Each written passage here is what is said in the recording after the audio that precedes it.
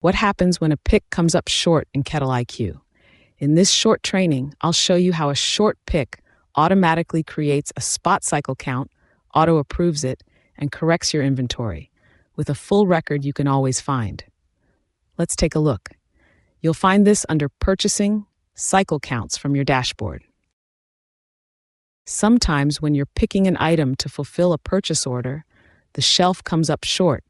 The system expected more than what's physically there. You don't need to stop and start a manual count yourself. When you record a short pick, I automatically create a spot cycle count for just that item, right in the background. You'll see it appear in your cycle counts list labeled as a spot count, already carrying the quantity you actually found on the shelf.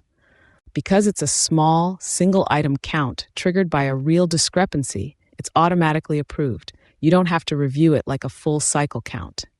As soon as it's approved, an inventory adjustment posts automatically, correcting the system quantity to match reality. That means your inventory stays accurate immediately after a short pick, without extra steps on your part. And you can always find the record of exactly what happened by opening that spot count from the cycle counts list.